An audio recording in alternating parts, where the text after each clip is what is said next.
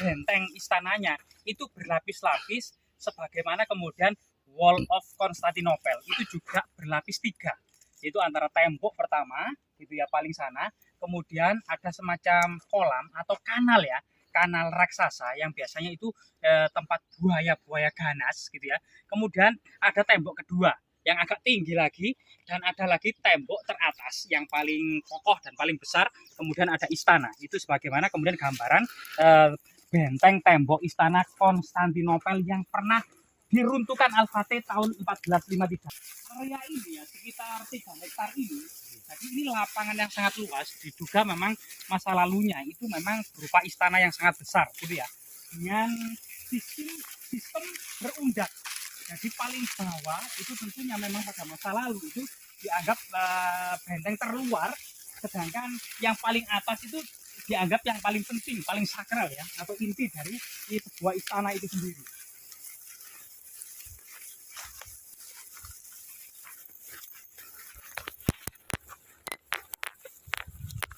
Apakah mulanya ini keterkaitan gitu, benteng-benteng di keterkaitan antara yang sisi timur, selatan, barat, dan utara?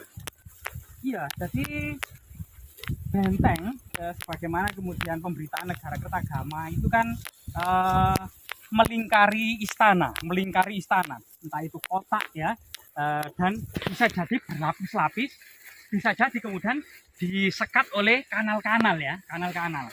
Nah, di sini memang agak rumput, penuh dengan semak belukar gitu ya. Tapi memang banyak juga yang tidak berani menetapkan ini sebagai sebuah istana Majapahit terakhir, karena memang keterbatasan sumber, dan memang masa-masa akhir itu sampai saat ini masih menjadi misteri dan perdebatan dari para ahli, sebelum kemudian ditemukan sumber-sumber baru atau prasasti baru gitu ya. Nah, misalnya di lokasi ini kita akan menemukan sebuah tembok yang cukup panjang dan cukup luas gitu ya. Nah ini saat ini sudah tertutup semak belukar ya. Nah di situ.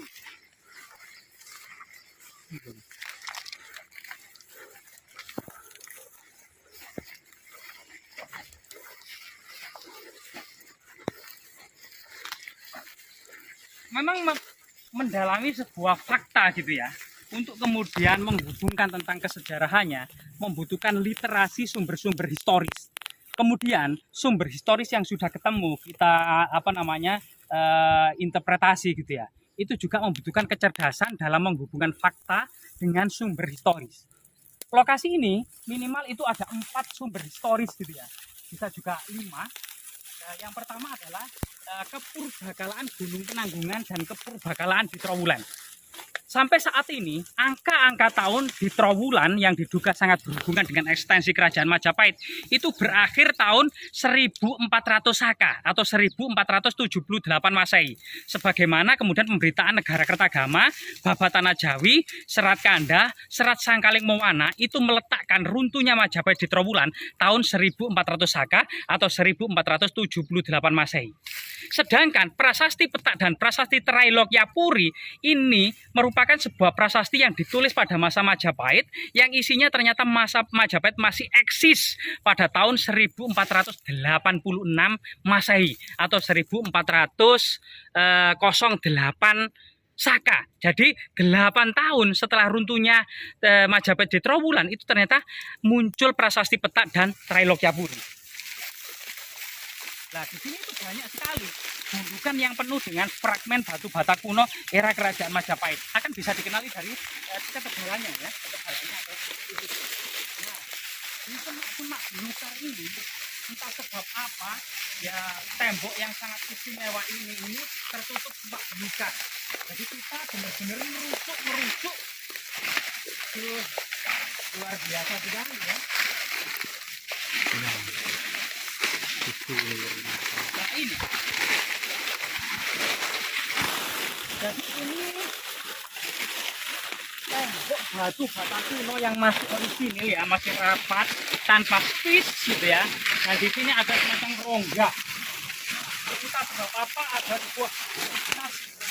sebuah rongga yang benar-benar membatasi antara tembok yang kanan dengan tembok yang kiri dengan struktur yang memanjang ke sana. bukan retak ya ini. Bukan retak, tapi ini tembok ke sana. Kalau retak itu kan murai-murai. Ini Iya, masih benar, lurus ini, ini. benar. Jadi ada tembok yang mesekat seperti ini. Jadi sumber historisnya itu selain kemudian kepurbakalaan Trowulan dan Gunung Penanggungan, ada salah satu lagi ya yang bisa kemudian kita interpretasi dalam prasasti peta itu bahwasanya dia Suraprabawa ya, Barata atau ayah dari Girindrawardhana Dhyarana Wijaya yang dalam prasasti apa namanya Trailokyapuri itu disebut Batara Ring Dahanapura atau Raja Majapahit yang berkedudukan di kota Daha Kediri. Itu juga ada bahwasanya di prasasti peta memuat bahwasanya Mungguweng Jinggan. Jadi waktu itu tanpa sebab apa pemberian tanah-tanah perdikan Trailokyapuri itu terhambat yang kemudian bisa dilaksanakan masa Girindrawardhana yang sebenarnya itu merupakan apa namanya artinya sebelum Girindra seharusnya ada raja yang bersemayam di Jinggan. Jadi ada istana Jinggan sebenarnya. Istana Jinggan itu sebelah mana? Kalau kita hubungkan dengan berita negara Kertagama gitu ya, bahwasanya rombongan Majapahit yang bertolak dari kota Trowulan menuju Lumajang, pertama-tama itu melewati Njapan, kemudian hutan Tebu, Bebala, hutan Pandawa ya, Tebu, kemudian Bebala, Kanci, Panjrak, Ponggeng, Jinggan. Jadi Ponggeng itu sebuah kota yang membatasi antara Kanci yang saat ini menjadi Mojosari dengan Jinggan. Jadi Jinggan terletak di sebelah timur dari Ponggeng. Kalau diidentifikasi lokalisasi saat ini itu antara Ponggeng dengan situs ini itu tepat. Kemungkinan ini bisa jadi dihubungkan dengan pemberitaan dari prasasti peta. Ini istana Jinggan dalam prasasti peta ya, Mungguweng Jinggan atau seorang raja yang bersemayam di istana Jinggan. Selain itu juga ada sumber-sumber yang lain. Serat Bujanggamani. Nah, serat Bujanggamani ini juga ditulis atau Bujanggamani melakukan perjalanan. Bujanggamani ini seorang pangeran Pakuan Pajajaran ya dari Bogor itu berkeliling ke Pulau Jawa dan Bali itu melewati pesisir utara. Dalam itu mencatat semua daerah-daerah yang dilaluinya maupun kemudian asrama-asrama dan pertapaan-pertapaan yang dikunjunginya. Termasuk kemudian dalam serat Bujanggamani bahwasanya Bujanggamani setelah dari Majapahit hendak mengunjungi Rabut Gunung Gajah Mungkur melewati Pelintahan. Nah dari sini ada Majapahit yang dekat dengan Gajah Mungkur. Entah memang ibu kota Majapahit itu yang dimaksud itu Trowulan oleh Bujanggamani kemudian melewati Pelintahan sampai Rabut Gajah Mungkur, ataukah memang lokasi yang dekat dengan situs Gajah Mungkur, yaitu lokasi ini juga berdekatan dengan situs Gajah Mungkur. Situs sebesar ini melebihi situs tembok Cina itu terbengkalai, ditumbuhi rumput dan semak belukar, dibuangi sampah. Ini adalah penemuan tembok Wall of Majapahit yang terbesar yang masih aktif hingga saat ini gitu ya, yang strukturnya itu masih utuh. Nah, semoga kemudian hal-hal seperti ini gitu ya bisa Majapahit yang ternyata ini bisa jadi melebihi the Great Wall of China. Kami sayang karena terawat menjadi wisata dunia ya. Untuk semak belukar. Iya ya, masih perlu dieskavasi. Luar ya, ternyata temboknya ini masih bagus ya.